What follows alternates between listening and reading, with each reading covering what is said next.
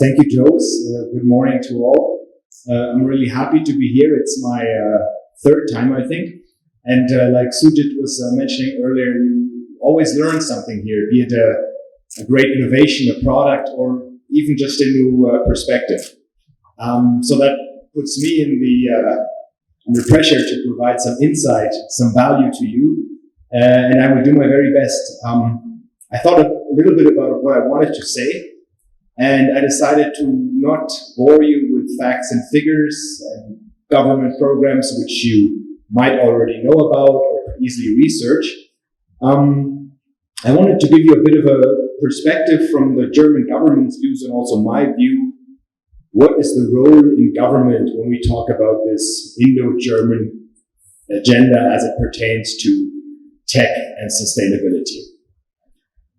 So those of you who are following relations between India and Germany would have noticed that last year, during the G20 presidency, the whole political world paid India a visit.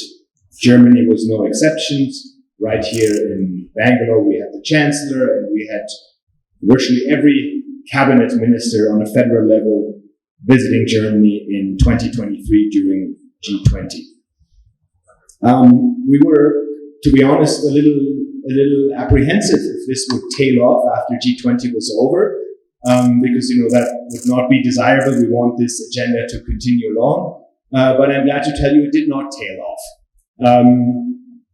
Political, economic, cultural visits have been coming into Bangalore at an almost unprecedented pace.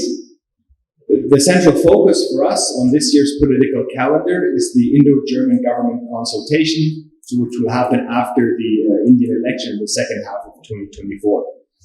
This biannual format is, for us, from a government perspective, central in shaping the agenda between the two countries.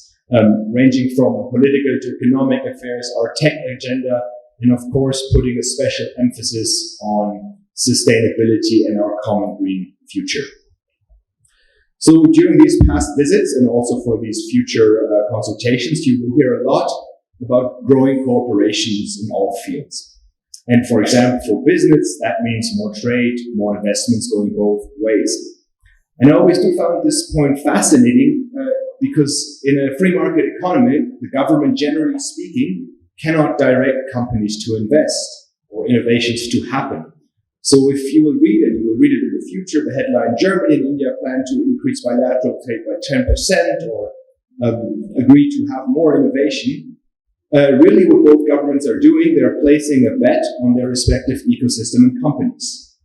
They're the ones that have to make investment decisions, run the number, justify them to their shareholders, or come up with a great innovation. In a functioning market economy, no sane company will agree to a disadvantageous investment just so a government can score some political or PR points. So what is the role of government in all of this?